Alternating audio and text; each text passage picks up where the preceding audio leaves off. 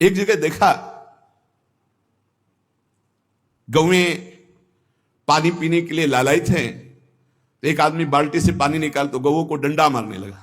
सदन जी ने कहा क्यों, पानी क्यों नहीं पीने देते? तो बोले इतना गहरा कुआं है, घसीटने से हमारे हाथ दर्द होते, अपने घर के लिए ले जाएंगे कि इनको पिलाएंगे? तो उनका अगर आप कृपा करें कुछ समय हमें दे दें बाल्टी और मैं भरूं, तो बोले मुझे फिर कोई परेशानी नहीं। भर भर करके 2500 गाय थी, सबको पानी पिलाया।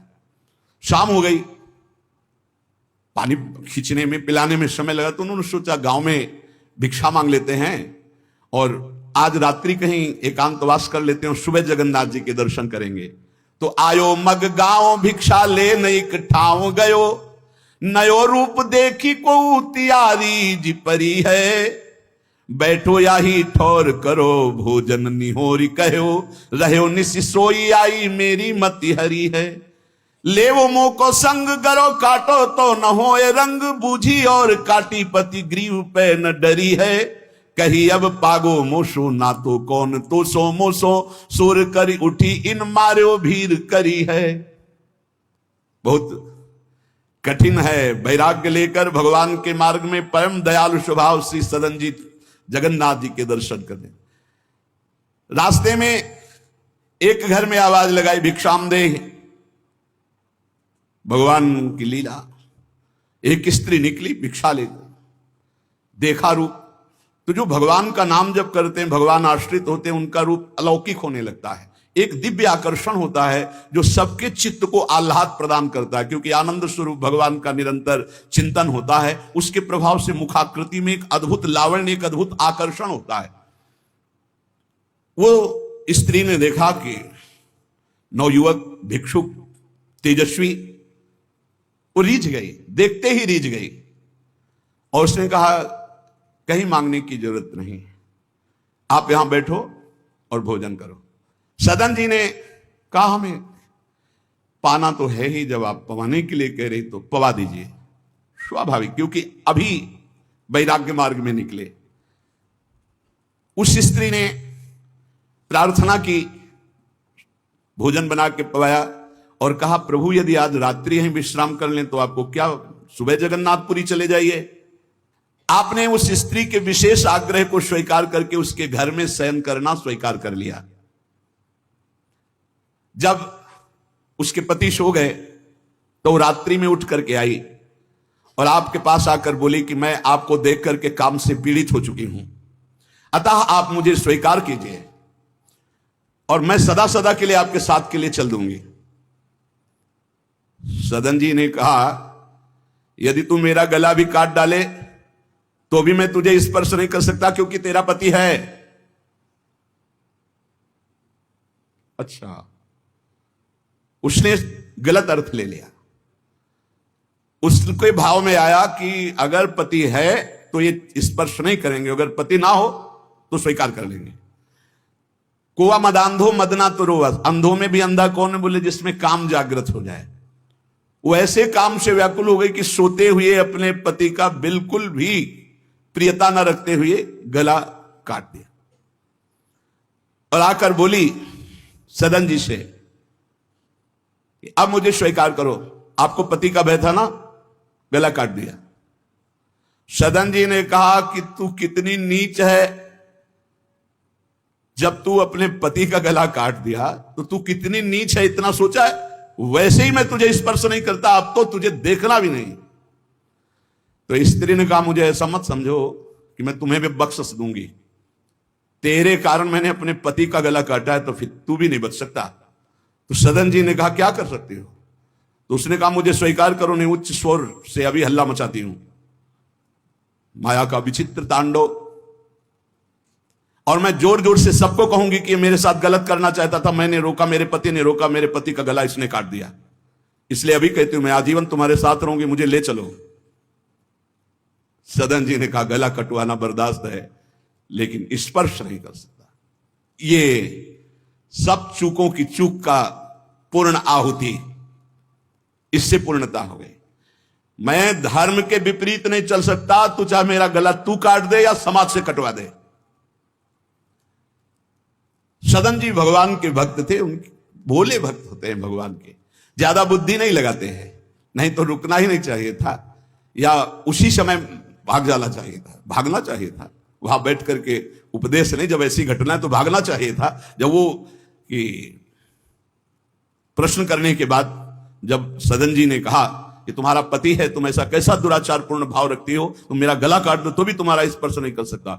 अब तो उसने देखा कि ये हल्ला मचा दिया, दौड़ो दौड़ो देखो ये ऐसा ऐसा। अब गांव के लोग इकट्ठा हो गए, तुरंत बंदी बनाए गए सदन जी। वहां कौन सुने सदन जी, कौन सुनता है, भीड़ में कोई सुनता है। कड़ा शासन बादशाह का था, उनके सामने पेश किया गया। हाकिम पकड़ पूछे कहे हंसी मार्यो हम, डार्यो सोच भारी कही हाथ कत डारी। कट्यो कर चले हरि रंग मांझ झिले, मानी जानी कछ चूक मेरी यह उर्धारिये। जगन्नाथ देव आगे पालकी पठाई लेन, साधना सो भक्त कहा चढ़े ना बिचारिये। चढ़े आए प्रभु पास सुपनों सो मिट्यो त्रास, बोले दे कसौटी हूं पे भक्ति विस्तारिये। जब सामने बादशाह के पेश किया गया सदन जी को, पूछा गया स्त्री से क्या दोष है इनका। बोले साहब ये हमारे प्रति गलत भाव रख रहे थे, मेरे पति ने मेरी रक्षा की, इन्होंने पति का वध कर दिया, फिर मेरे साथ तो मैंने हल्ला मचा दिया, फिर ये बंदी बनाकर आपके सामने ले गए। सदन जी से पूछा तो हंस दिया, उस स्त्री की तरफ देख के हंस दिया कि भगवान क्या लीला करना चाहते हो। और सदन से पूछा तुमने ऐसा किया, तो बोले जो ये कह रही वही सत्य है। उन्होंने विचार किया कि जन्म जन्मांतरों में हमारे कोई पाप हैं जिनका निस्तार भगवान करवाना चाहते, नहीं तो ऐसा क्यों लीला करते। उन्होंने कहा जो एक कह रही है वही बात मानी जाए। सहम गई स्त्री कि है क्या, वो भक्त को क्या जाने, विरोध नहीं किया सदन ने। यह धैर्यवान भगवान के भक्त का। उन्होंने कहा जो ये कह रही है, क्योंकि जो ही प्यारो करे सोई मोहि भावे, जो ये कह रही थी। भगवान के रहस्य को जानने वाले भक्त ऐसा ही। श्री गदाधर भट्ट जी कथा करते थे, अपार भीड़ एकत्रित हो जाती वृंदावन में। आगरे से लोग सुबह भाग भाग करके अपार भीड़ सत्संग। तो एक कल्याण सिंह जी थे, बड़े जमींदार धनी, और सत्संग का प्रभाव है कि जितेंद्रियता वैराग्य भगवत प्रीति ये बढ़ती है। तो जब से उन्होंने सत्संग सुना तो ब्रह्मचर्य का नियम ले लिया, पत्नी से बात नहीं करते थे। अब घर गृहस्थी में तो यही संसारिक सुख है। कई महीने हो गए वो अपने राज का जो सत्संग में भाग जाना, सत्संग से आना, बस एकांत में भजन करना। पत्नी ने देखा कि कई महीने हो गए हमारी तरफ देखना भी नहीं, बातचीत नहीं, ये कहां जाते हैं, कौन है ऐसा। तो पता चला गदाधर भट्ट जी क्या। बोले हमारी जिंदगी का कांटा है वो, बड़े सुख चैन से जीवन कट रहा था, जब से सत्संग में गए। अरे दक्ष ने साप दे दिया नारद जी को इसी बात के लिए, साप दे दिया।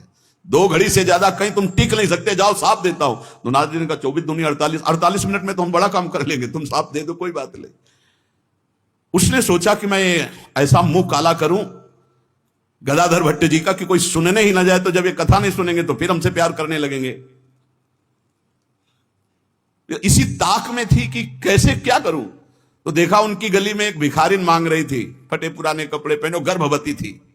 फौरन बुलाया और सोने की असरफियां दी।